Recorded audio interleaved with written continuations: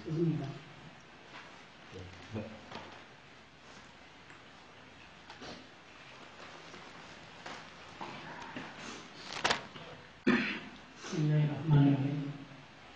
Assalamualaikum warahmatullahi wabarakatuh. Waalaikumsalam warahmatullahi wabarakatuh.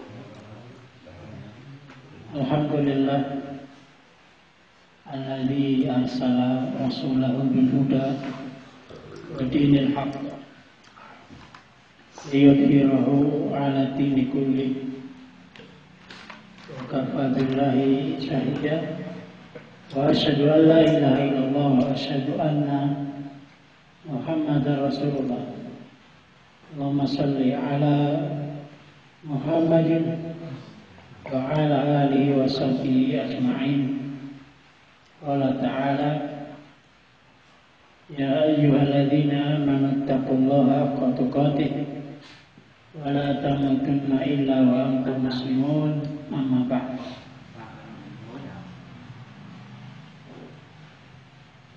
Yang kami hormati seluruh anggota Ranting Muhammadiyah Randu Gunting, khusus tuan rumah dan pengurus pimpinan Ranting, dan semoga kita semua yang hadir di sini diberikan oleh Allah kesehatan,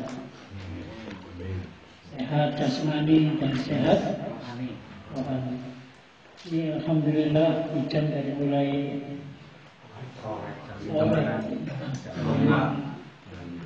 awet, masya Allah ya. Tapi kerap dinginnya, dingin, suhu dingin. Dan ini adalah rahmat dari Allah Subhanahu wa Ta'ala.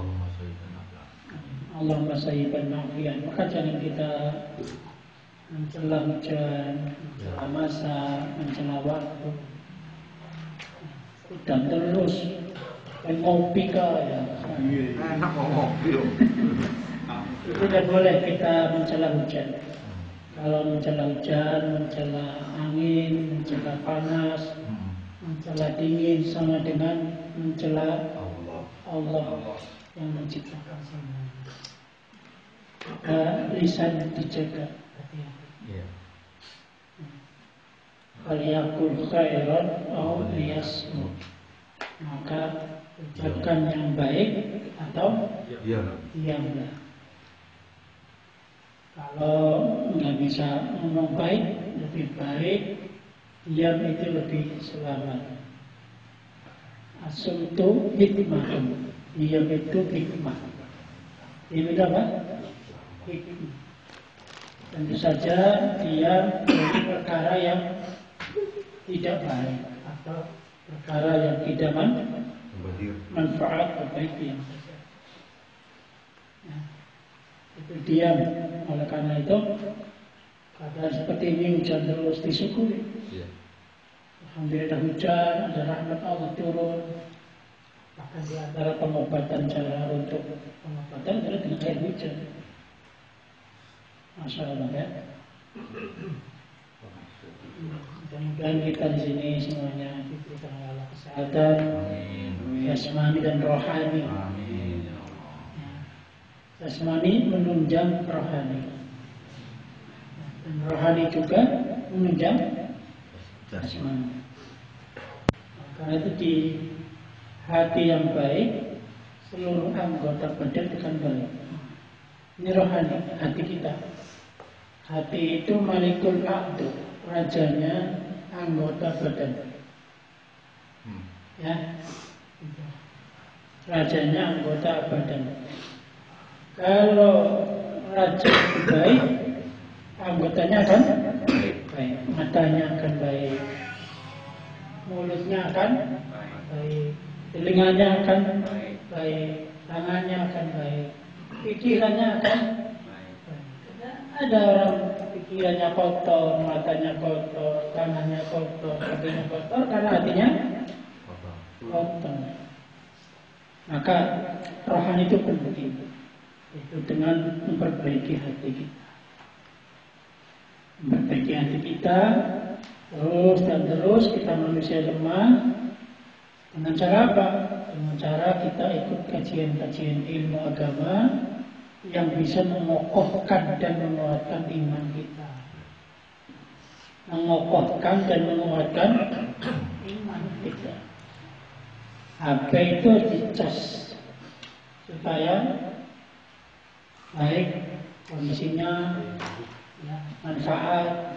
Iman kita harus selalu dicas. Karena al-imanu yazidu wa yanqus. Iman itu bertambah berkurang. Jadi iman yang turun, bisa itulah orang bisa mengerjakan banyak kemaksiatan. Maka hatinya akan rusak, akan sakit, matanya akan sakit, kakinya sakit, telinga sakit, pikiran sakit. Dalam kesehatan jasmani juga penting. Menunjang untuk sholatnya supaya nyaman, ya kan? Silaturahim nyaman, kerja juga nyaman, mencari nafkah buat anak istri, ibadah lillahi ta'ala niatan. Maka mari kita jaga jasmani dan rohani kita. Mudah-mudahan digunakan untuk semuanya amal soleh. Amin ya rabbal alamin. Kemudian salawat dan salam kita selalu sampaikan kepada Nabi Muhammad sallallahu alaihi wasallam. Pada pertemuan kemarin kita masuk satu ayat qad aflaha man tazakka. Sekarang kita masuk ayat selanjutnya. A'udzubillahi minasyaitonir rajim. Wa dzakara asma rabbi fasalla. Hal tu'thirunal hayatad dunya wal akhiratu khairun wa abqa. Inna hadza lafi suhufil ula suhufi Ibrahim wa Musa. Ayat 14 sampai 19 surat Al-A'la. Surat kami akan bahas wa dzakara asma rabbih fasalla. Dan dia ingat nama Rabbnya lalu dia sholat. Ini sesungguhnya beruntunglah orang-orang yang membersihkan diri dengan beriman. Kita kemarin bahas membersihkan diri apa saja ya? Membersihkan diri dari tauhid dengan apa? Dari syirik dengan tauhid. Dari bid'ah. Ya. Kemudian juga yang kedua kita wadakara asma rabbi fasalla. Setelah berdiri dan dia ingat nama Rabbnya lalu dia sholat. Ini menunjukkan pentingnya mengingat Allah Subhanahu wa ta'ala. Mengingat Allah Subhanahu wa ta'ala, maka akan beruntung orang yang membersihkan diri, orang yang mengingat Allah Subhanahu wa ta'ala atau dzikrullah. Atau apa? Dzikrullah. Ya. Dzikrullah. Dzikrullah. Ya. Dengan menyebut nama Allah, mengingat Allah Subhanahu wa ta'ala. Ayakuna dzikr bil lisan. Dzikr itu dzikir dengan lisan. Ya. Li'annahu yantiqu fihi bismillah. Fayaqulu masalan subhanallah walhamdulillah wallahu akbar fayadhkuru ismallah. Ini makna dzikir yang pertama dengan lisan. Kita harus sering mengingat Allah dengan sering mengucapkan dzikir dengan lisan. Orang yang mudah mengucapkan dengan dzikir kepada Allah dengan lisan, itu adalah orang yang insya Allah lisannya akan baik karena selalu basah dengan dzikir. Kita melihat keindahan subhanallah. Subhanallah, lihat puji subhanallah. Lihat pai subhanallah. Barang yang larangnya larang nembang. Insyaallah. Sabar. Alhamdulillah. Bisa rekreasi, betul? Iya. Yang namanya mau relasi harus siap uang. Adapun netizen di grup-grup Facebook pada ngomongi larangnya Pak Ita, ya karena mereka memang kaget, ya kan, serba mahal. Nah itu subhanallah, ya, walhamdulillah. Panjenengan sering mengucapkan alhamdulillah, harus sering. Dapat sedikit, ditanya bagaimana kabar antum? Alhamdulillah. Kalau lagi sehat, alhamdulillah, dinikmatihi tapi musholihah. Kalau lagi banyak uang, alhamdulillah, dinikmatihi tapi musholihah. Kalau anak lahiran, alhamdulillah, dinikmatihi tapi musholihah. Alhamdulillah dengan Allah sempurnanya kebaikan tapi musholihah. Sehat, alhamdulillah, dinikmatihi tapi musholihah. Ini Nabi mencontoh kalau lagi kondisi bahagia, senang, bagaimana kabar engkau ya Nabi? Maka Nabi menjawab, alhamdulillah bi ni'matihi tatimmus shalihat. Ini Nabi SAW. Kalau sedang bahagia ditanya bagaimana kabar antum? Di antara sunnah yang dicontohkan Nabi dan para sahabat, ini anjuran bertemu dengan teman itu bertanya keadaan. Bagaimana kabar antum? Seperti Handolah bin Robi di antara penulis wahyu Rasulullah Shallallahu Alaihi Wasallam. Itu datang Abu Bakar ke Handolah radhiyallahu anhu. Ya Handolah, kaifa anta? Ya Handolah, bagaimana kabarmu? Jadi ketika bertemu dengan sahabat, saudara, kita bertanya bagaimana kabar antum. Pertanyaan kabar antum bagaimana menunjukkan kepedulian. Betul? Menunjukkan kepedulian, menunjukkan ingin tahu kebaikan. Atau antum sehat? Pertanyaan antum sehat, Masya Allah. Pertanyaan yang mengandung unsur kebaikan. Bahkan kalau mendoakan semoga antum sehat, itu doa lagi banyak, ada pahala besar. Itu unsur para sahabat. Kalau ketemu bagaimana kabar antum? Sehat, ditanya bagaimana kabar antum sehat. Jangan ditanya baru Masya Allah, motor anyar itu bergembira, ya hebat ya motor anyar, ya. Ditanya bagaimana kabar antum sehat begitu. Sehat Pak, kabar antum itu pertama kali yang ditanya itu. Bagaimana kabar antum? Kaifa anta ya Handolah? Kata Abu Bakar As-Siddiq kepada Handolah. Dalam sebuah hadis tentang masalah Handolah yang mengatakan dirinya sebagai munafik. Nafaqah Handolah, kata Handolah. Ya Abu Bakar, nafaqah Handolah. Handolah munafik ya Abu Bakar. Mata takul ya Handolah. Apa yang kau katakan ya Handolah? Handolah menyebutkan, kalau kita pertama bertemu Nabi Muhammad SAW, kita mengetahui soal orang neraka di depan kita, surga di depan kita. Sampai kalau ketemu Nabi SAW itu hawanya hawa ilmu, hawa apa? Hawa ilmu, hawa dekat kepada Allah. Pengennya mati cepat nanti surga, orang pengen mancing neraka, takut sekali sama neraka. Ya. Tapi kalau sudah pulang ke rumah ya Abu Bakar, ya, kita lupa pertemuan dengan Nabi. Kita tersibukkan dengan anak istri kita. Asafna al-aulada wal aswaja. Kita telah terlenakan, terlupakan oleh anak-anak kita dan istri-istri kita. Soalnya para sahabat kemudian bojone akeh. Siji loro telu papat. Makanya pakainya istri-istri kita. Kalau sekarang mungkin sangat anti kebanyakan. Kemudian yang berani itu. mungkin jangan anti ya.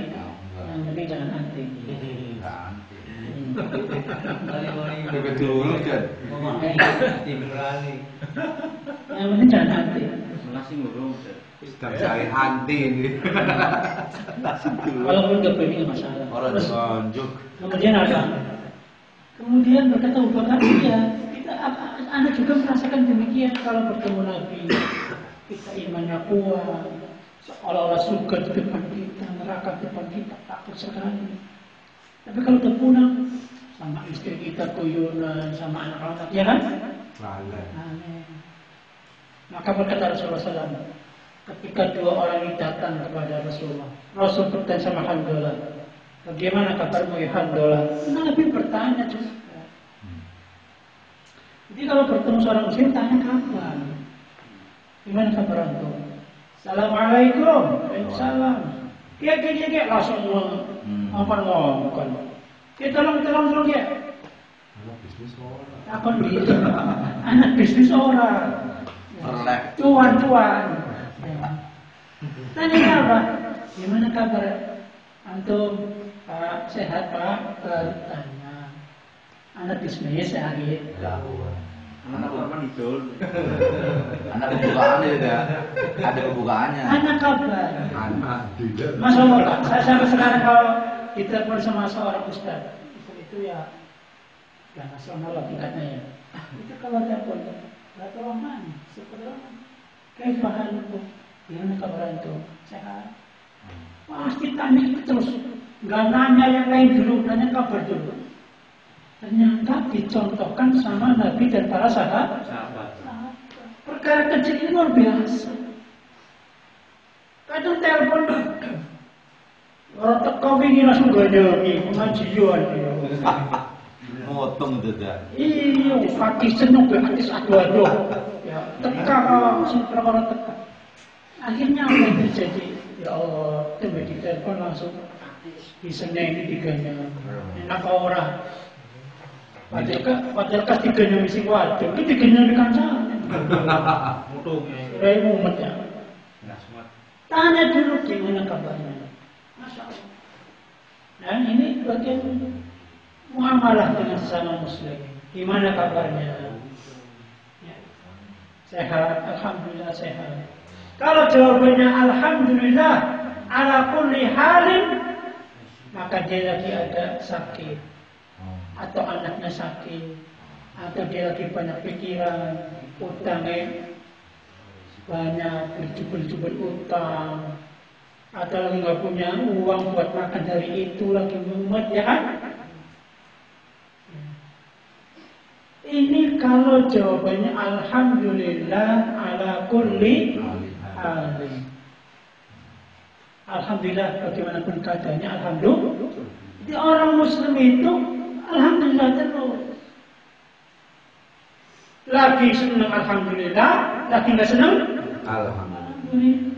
Cuma beda, yang pertama lagi senang alhamdulillah bi ni'mati tatimmus sholihat, kalau lagi nggak senang alhamdulillah ala kulli halin.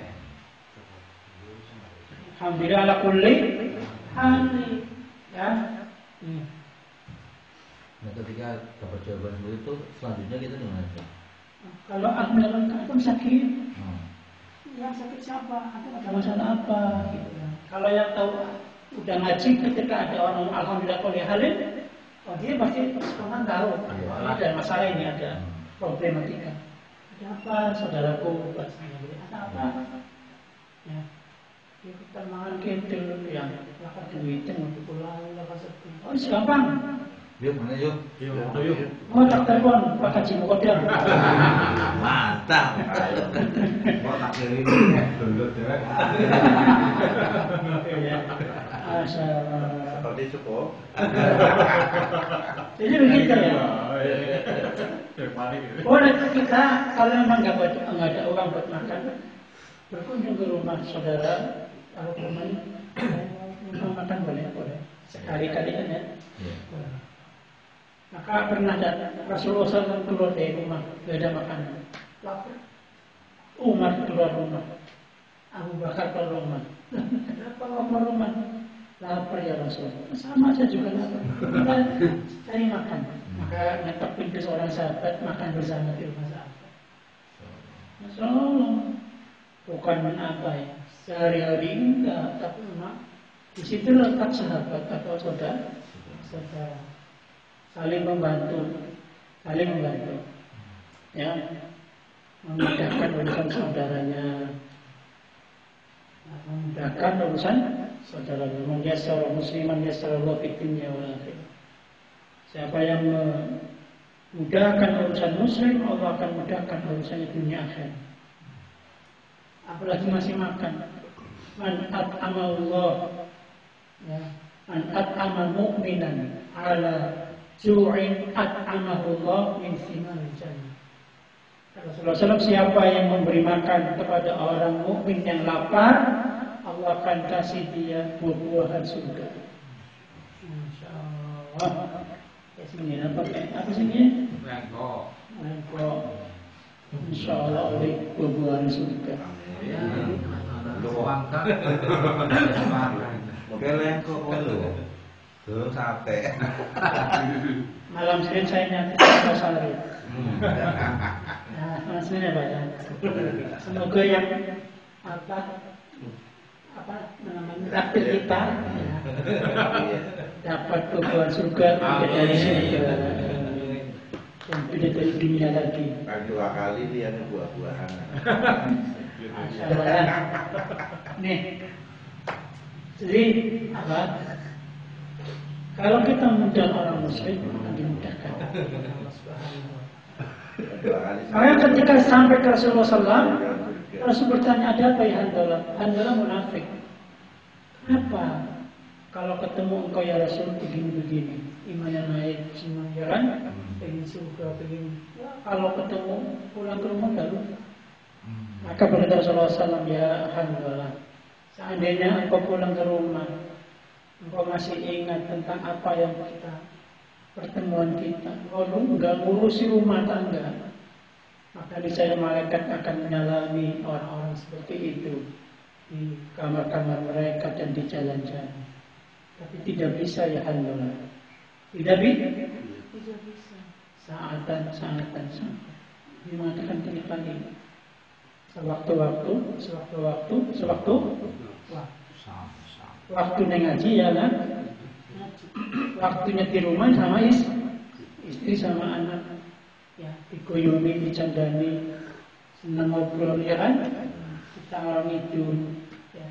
Waktunya mencari nafkah, mencari nafkah masuk. Waktunya ngurus kegiatan sosial. Begitu. Saatan. Maka zikir termasuk zikir lisan adalah subhanallah, alhamdulillah. Kemudian Allahu Akbar itu bisa ketika dalam keadaan takjub. Heran. Jadi ada orang yang belum masuk Islam dari kalangan orang-orang Mekah. Ketika mau perang Hawazin setelah Fatuh Makkah.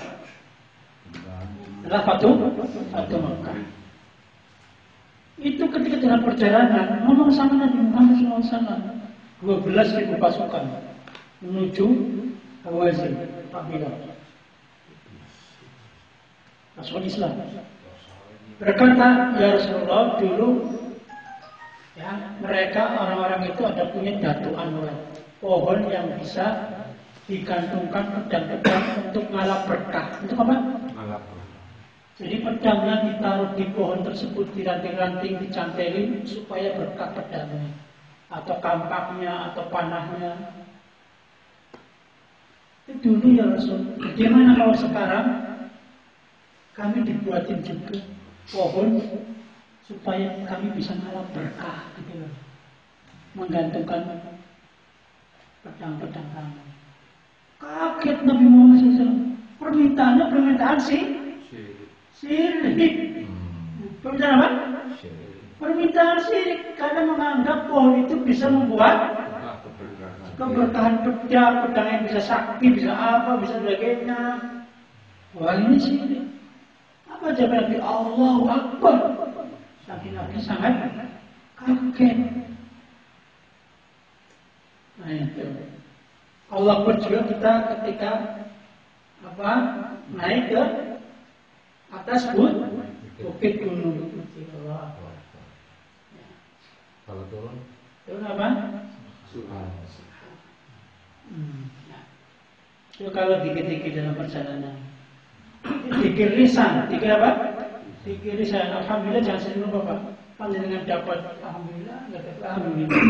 Kalau sudah sering sudah enggak alhamdulillah, berat tidak bersyukur. Karena ada alhamdulillah syukri, ma syakarallahu abdun lam yahmadu. Memuji dengan alhamdulillah adalah pokok bersyukur.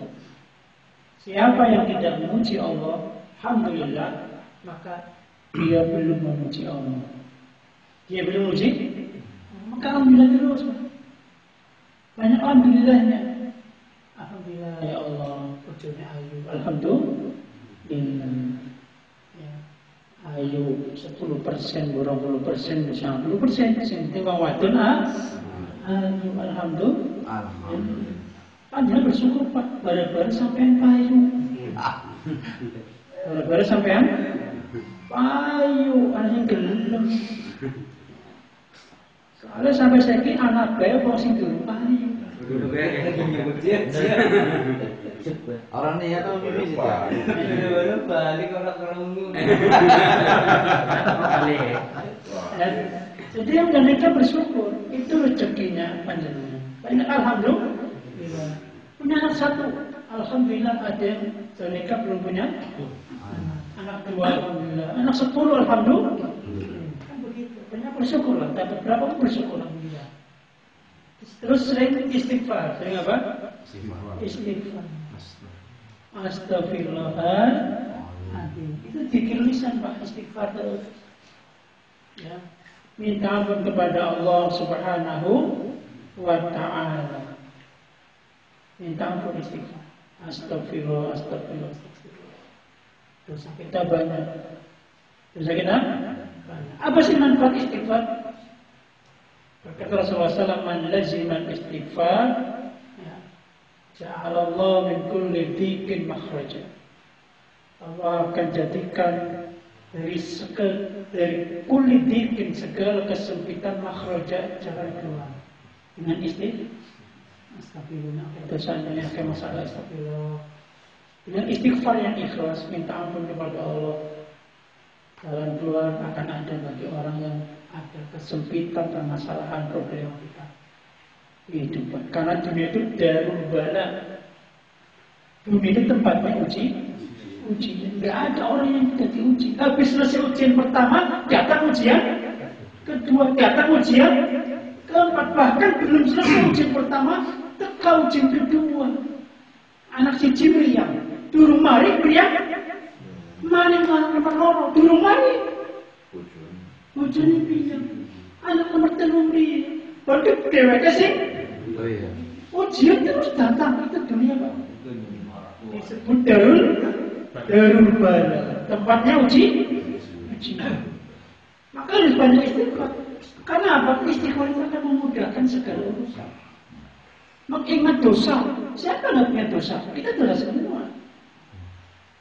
Gak ada di sini yang nggak punya dosa, betul? Manusia itu lemah.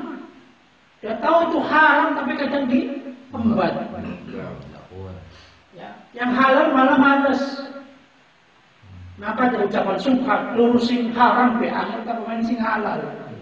Itu subhat, itu bahaya. Akhirnya apa? Dengan ucapan ini, iya, sementing oleh, oleh anak putu bisa mangan. Waliyahulillah. Ya, ini bahaya kalau model seperti ini. Harus ada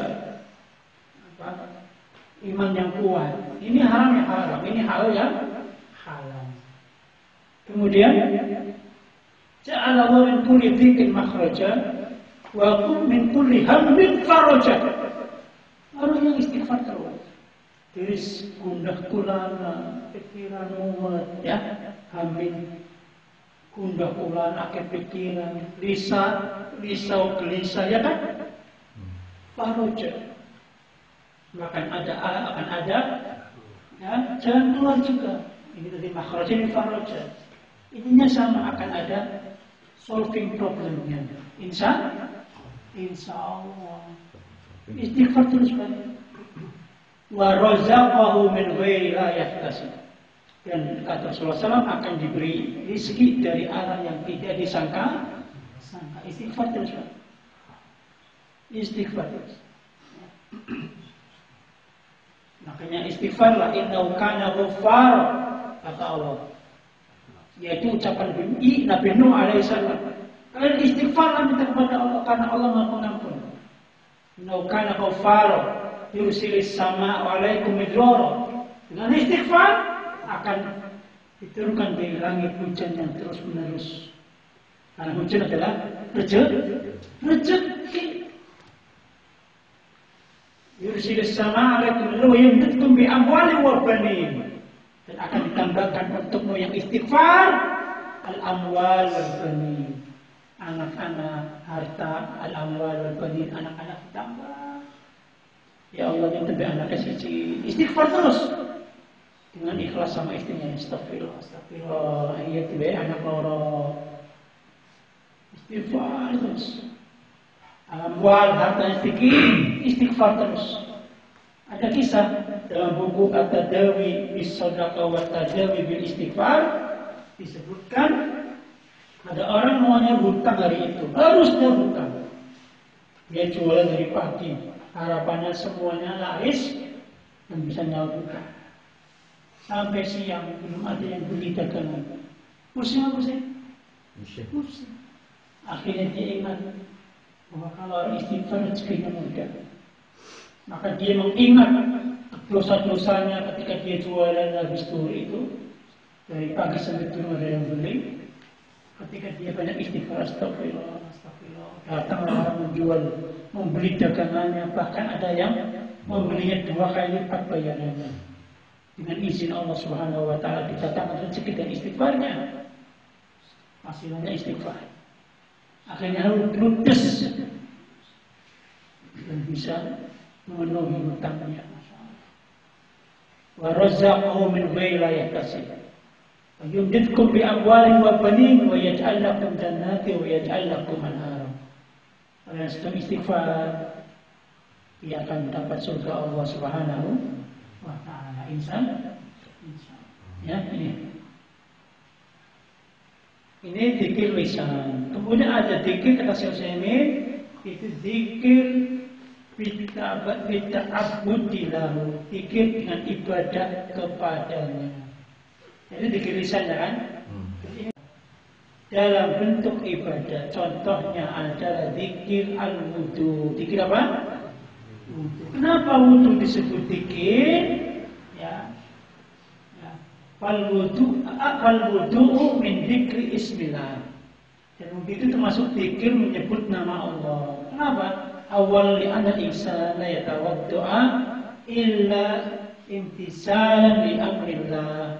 Karena orang berwudu tidaklah berwudu kecuali karena mengikuti perintah Allah Subhanahu wa Ta'ala. Yang kedua, annahu idza ibtada'a wudu'ahu qala bismillah. Kalau dia memulai wudunya, dia mengucapkan apa? Bismillah. Jadi dikir apa? Bismillah. Termasuk mau makan itu ta'abbud kepada Allah. Bismillah. Termasuk mau apa lagi? Bismillah. Minum. Setelah selesai wudu berdoa, asyhadu an la ilaha illallah wa asyhadu anna muhammadan abduhu wa rasuluh. Allahumma ij'alni minat tawabin wa ij'alni minat mutahhirin. Tersebut zikir ibadah termasuk adalah sholat Jumat. Contoh zikir ibadah sholat Jumat. Kalau ini lisan zikir ibadah sholat Jumat. Karena ada ayat ayyuhalladzina amanu idza nudiya lis-sholati fi yaumil jum'ah fas'au ila dzikrillah wa dzarul bai'. Fas'au ila dzikrillah, segera menuju zikir kepada Allah, segera menuju sholat Jumat dalam satu penafsiran. Maka termasuk zikir adalah sholat Jumat. Sebagian ulama bahwa ayat wajah karosma rabbihi fasolla adalah yakni al-khatibu yaum al-jum'ah, yaitu khatib di hari Jumat.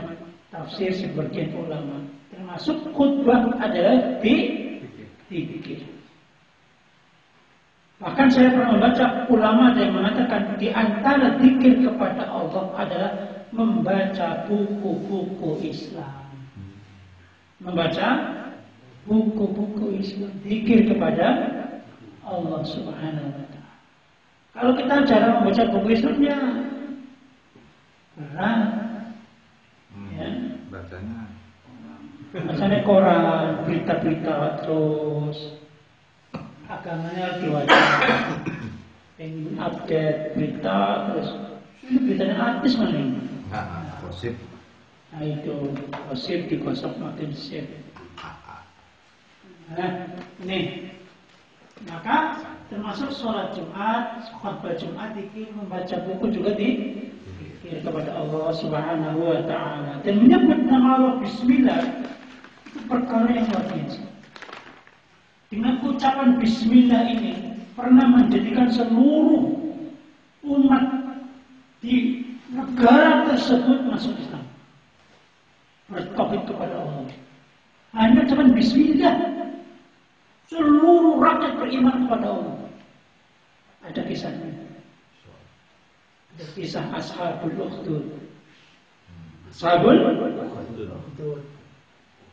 Qutil Ashabul Ukhdud an-nari dhatil waqud idhum 'alayha qu'ud wa hum 'ala ma yaf'aluna bil mu'minina syuhud. وما نقموا منهم إلا أن يؤمنوا بالله العزيز الحميد. Celaka Ashabul Ukhdud, mereka yang membuat parit-parit yang dibakar, kayu-kayu bakar yang banyak sekali. Kenapa mereka buat parit? Kisahnya pemuda yang bisa menyembuhkan semua penyakit, dapat karomah dari Allah, dapat karomah. Menyembuhkan semua penyakit, dari penyakit buta, penyakit apa, dan ini di negeri Najran terjadinya, Yaman. Pemuda ini terkenal, hanya penasihat raja, mengumpulkan harta banyak. Hei pemuda, ini untukmu, asalkan engkau bisa menyembuhkan buta, kata penasihat raja. Al-Jalis bin Malik. Berkata pemuda, ya, ana la asfi ahadan, aku tidak menyembuhkan seorang pun. Masa kau menyembuhkan? Kau terkenal menyembuhkan semua penyakit. La ana la asfi ahadan, aku tidak menyembuhkan seorang pun. Walakin yasfi Allah, Allah yang menyembuhkan. Rabbi wa Rabbuk, yaitu Tuhanku dan Tuhanmu. Kalau engkau beriman kepada Allah, da'aut, aku akan mendoakanmu. Da'autuka fasyafaka, aku akan mendoakan engkau dan engkau akan sembuh insyaallah. Akhirnya Al-Jalis ini, penasihat raja ini, beriman hanya kepada Allah saja dan sembuh butanya. Datang ke raja, raja kaget. Bisa melihat siapa yang menyembuhkan? Ajib, kata raja, ya kan? Yang menyembuhkan Tuhanku dan Tuhanmu, Allah. Raja kaget. Apakah ada Tuhan selain diriku? Rajanya marah. Maka berkata penasihat raja, iya, Allah Tuhan kita. Lalu akhirnya diadab, disiksa penasihat raja ini, supaya mengatakan siapa yang mengajarinya. Dipanggil si pemuda tadi. Si pemuda tadi tanya lagi, siapa yang mengajarimu? Kemudian disiksa. Akhirnya ngomong, guruku, ustadku banyak kan. Akhirnya ingat menceritakan di zaman sebelum Nabi Muhammad. Dipanggil gurunya. Akhirnya gurunya bilang, aku Tuhanmu, kata raja. Kata gurunya si muda, Allah Tuhan kita. Enggak mau tobat, kata si raja. Akhirnya diambil fa'abadal minsar, ya, diambil gergaji. Kemudian digergaji dari ukun-ukun sampai tengah, korok sampai terbelah jadi dua, mempertahankan apa? Agama akidah. Akhirnya si penasihat raja digergaji lagi jadi dua, terbelah jadi dua. Si pemuda mau dibunuh, dibawa ke bukit tinggi, yang tinggi. Setelah mau dilempar, berkata pemuda ini, Allahumma kfinihim, ya Allah ya Rabb, jagalah aku dari mereka. Bima syi'ta, dengan apa yang kau inginkan, dengan sesuai kehendak-Mu ya Allah. Makanya bukit bergetar, jatuh semua prajurit mati. Datang ke prajurit kaget, lah kok masih hidup? Mana prajurit? Mati semua dengan izin Allah.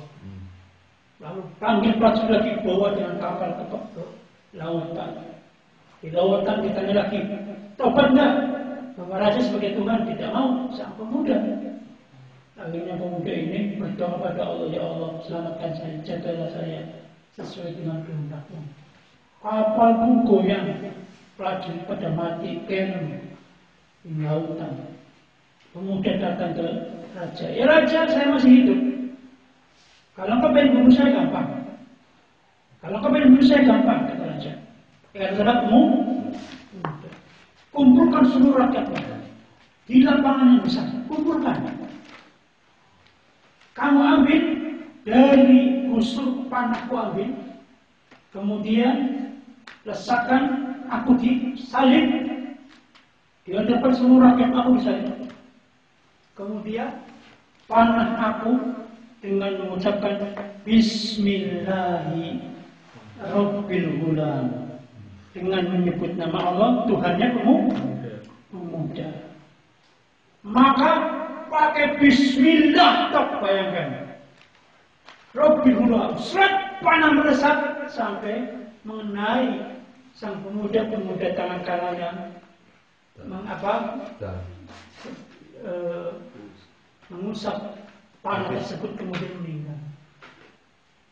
Ketika mendengar pemuda si pemanah itu mengatakan Bismillah Rabbil Ghulam, seluruh rakyat beriman dengan ucapan Bismillah. Akhirnya datang prajurit ke raja, ya raja, semua orang beriman. Apa yang dia takutkan terjadi, mereka beriman kepada Allah semua. Maka raja marah. Ayo kepung seluruh kota dengan api yang besar. Mereka yang beriman kepada Allah masukkan ke api, bakal hidup. Yang mau beriman kepadaku, hidupkan, jangan dibunuh. Sampai ada seorang anak kecil yang belum bisa ngomong sama ibu, ya ibu, engkau ada pada kebenaran, engkau dalam kebenaran, jangan ragu-ragu, nggak apa-apa. Akhirnya anak ini ngomong sama ibunya, ini tak kuat keyakinannya, hanya beriman kepada Allah saja, dibakar hidup itu. Masya Allah, ini kisah nyata. Hanya karena iman Allah yang disembah sampai dibakar hidup. Itu dalam istilahnya namanya fitnah agama. Fitnah agama di Uighur, di Myanmar, di mana lagi? Daerah-daerah minoritas, mereka disiksa, diintimidasi, dibunuh, dibakar, ya kan? Itu karena minoritas, itu fitnah agama. Dulu di Bosnia, ya kan? Ya beda. Dan belum tentu kita kuat menghadapinya, betul? Makanya kita nggak ingin ada fitnah kayak gitu. Muslimin yang terlalu dengan Bismillah, pikir kepada Bismillah, Bismillah, jangan menyebut nama Tuhan pemuda ini, masuk Islam, beriman kepada Allah semua. Itu yang berkata Bismillah itu. Masya Allah, ini kisah nyata. Ya, kemudian wadakar marbi fasalah bal tuksirunal hayatad dunya. Tetapi kamu orang-orang kafir memilih kehidupan dunia. Dalam tafsir itu kasih sebutkan bahwa Bal tu'sirul hayatad dunya, sedangkan kamu orang-orang kafir memiliki dunia, yakni kalian lebih mendahulukan dunia daripada urusan akhirat, dan kalian lebih menonjolkan dunia daripada manfaat dan kebaikan kalian untuk kehidupan kalian di dunia dan bekal kalian di akhirat. Padahal akhirat lebih baik dan lebih kekal, ya. Tapi mereka memilih dunia. Maka berkata Ahmad bin Hanbal dari Musa al-Asy'ari bahwa Rasulullah bersabda dari Ahmad bin Hanbal, "Man ahabba dunyahu adara bi akhiratihi, wa man ahabba akhiratahu adara bi dunyahu, fa asiru ma yabqa ala ma yafna." Barang siapa yang mencintai dunianya, maka ia merugikan akhiratnya. Dan barang siapa yang mencintai akhiratnya, maka ia merugikan dunianya. Maka dahulukanlah alam yang kekal daripada alam yang pasti musnah. Hadis ini hanya diriwayatkan oleh Ahmad bin Hanbal dalam musnadnya, jilid yang keempat. Jadi kalau orang memilih akhirat, tentu saja dia akan rugi dunianya. Kalau dia milih dunia, akan rugi akhiratnya. Dan kita berharap sesuai dengan doa kita. Rabbana atina fid dunya hasanah wa fil akhirati hasanah wa qina adzabannar. Fid dunya hasanah itu apa Pak maksudnya? Fid dunya hasanah bukan dunia kaya raya, bukan. Rezekinya bukan, penasiran yang sempit. Di dunia hasanah, di dunia itu bertakwa kepada Allah. Kalau di dunia tidak bertakwa kepada Allah, nggak mungkin dapat surga. Wal akhirat hasanah, di dunia wal akhirat. Apakah mungkin di dunia dia nggak taat walaupun kaya raya, tapi nggak taat kepada Allah, kesirikan, nggak sholat, masuk surga? Yang bisa. Walaupun kaya raya, rumahnya 10, mobilnya 5 misalkan, satu rumah harganya 30 miliar misalkan. Tapi karena dia tidak melakukan ibadah kepada Allah, dunia itu bagi dia senang sebagai istidraj, memperlenakan dia sendiri dari kebaikan-kebaikan akhirat. Mati dalam keadaan duniawi, nggak pernah ibadah kepada Allah. Itu dunia hasanah, bukan. Ya. Kalau dari sisi harta memang dia banyak, hasanah itu dunia taat kepada Allah. Di dunia apa? Taat kepada Allah, ibadah kepada Allah, takwa kepada Allah, dunia hasanah. Wa fil akhirati hasanah. Kalau dunia hasanah, insya Allah akhirat hasanah. Ya. Wa fil akhirati hasanah wa qina adzabannar. Ya Allah, jauhkan kami dari azab neraka ya Allah. Ya, Masya Allah ya. Kayak kita berdoa Rabbana hab lana azwajina wa dzurriyyatina qurrata a'yun. Apa makna qurrata a'yun? Bukan cuma dipandang mata menyenangkan, guyon lucu-lucu, tidak. Setiap dipandang mata itu artinya bukan itu. Artinya anak dan istri yang taat kepada Allah. Hab lana min azwajina, berikan kami ya Allah, hab lana dari istri-istri kami. Azwajina wa dzurriyyatina, anak-anak keturunan kami, qurrata a'yun, sebagai orang-orang yang taat kepadamu ya Allah. Sehingga dipandang itu sedap oleh mata. Lihat istrinya berjilbab, taat kepada suami, taat kepada Rasulullah, dan orang tahu enggak nyampe sing ana, nggih, ya bi, seneng banget. Seneng. Ibu mukul anak setina sakat ibu. Alhamdulillah.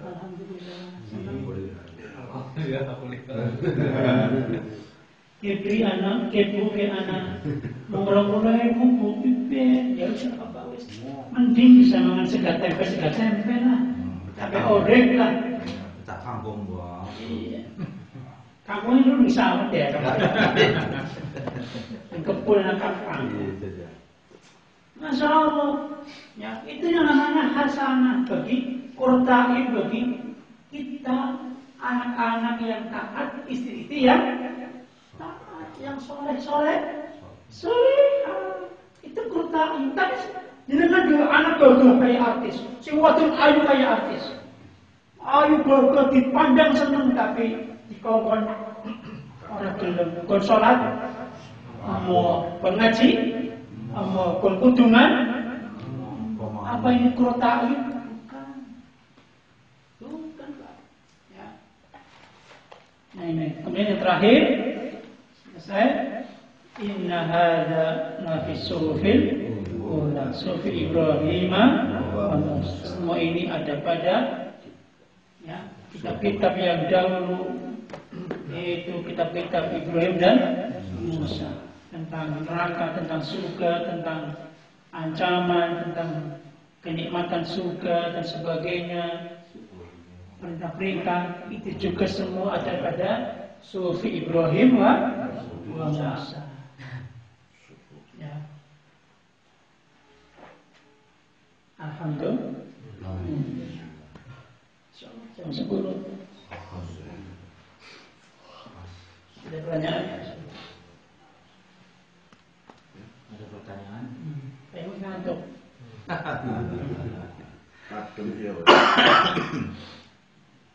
Ya. Masya Allah. Alhamdulillah bisa hadir di saat hujan yang rintik-rintik. Tadi diskusi kajian di Brebes pada maghrib biasa rutin, terus pulang sebentar langsung sini.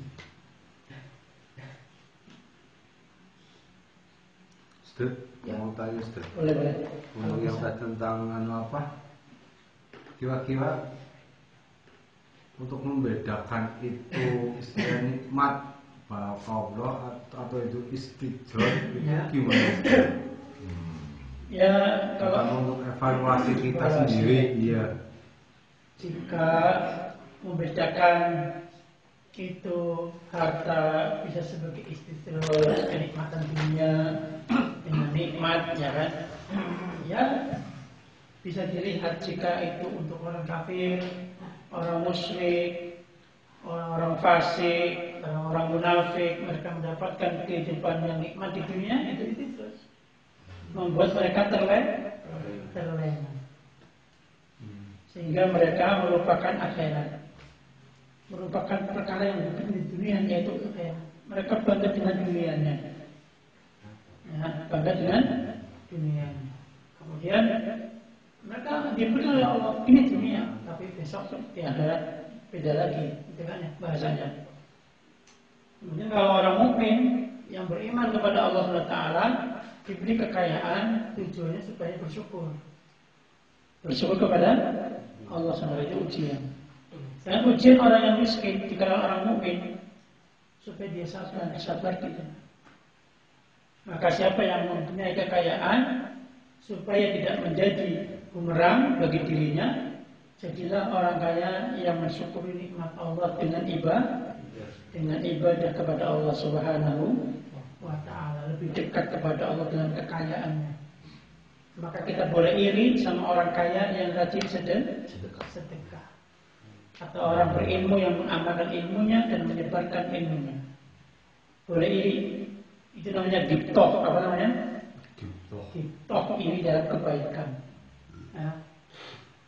Makanya kalau orang kaya itu diuji dengan kekayaannya, bisa nggak dia memegang kekayaan untuk amal soleh, bertambah baik kita. Jangan sampai seperti yang surat Al-Fajr, ketika ada orang dikasih Allah kenikmatan, dia mengatakan Rabbi akraman, Allah sudah memuliakanku. Nih, sombong dia, Allah memuliakanku, ya kan? Idza mabtalahu faqadara alaihi rizqahu fayaqulu Rabbi ahanan. Ketika dia diberi harta yang sedikit, kekurangan, dia mengatakan tidak sabar, Rabbi ahanani, Rabbi Tuhanku telah menghinakan diriku. Naudzubillah min dzalik. Kalau dia dapat harta banyak, ya idza mabtalahu Rabbuhu akramahu wa akramahu wa na'amahu ayaqulu Rabbi akraman. Kalau bernikmat yang banyak, harta banyak, sombong. Fayaqul Rabbi akramani. Rabbi Allah telah membuat aku mulia. Dengan kesombongan. Kekayaan justru buat supaya lebih baik dekat kepada Allah, ya. Ataupun kalaupun dia kekurangan sebagai ujian sabar tidak. Jangan sampai mengatakan aku didolimi, aku dihinakan. Alhamdulillah benar. Allah nggak pernah mendolimi manusia. Subhanallah bihamdika. Asyhadu an la ilaha illa anta astaghfiruka wa atubu ilaik. Assalamualaikum warahmatullahi wabarakatuh.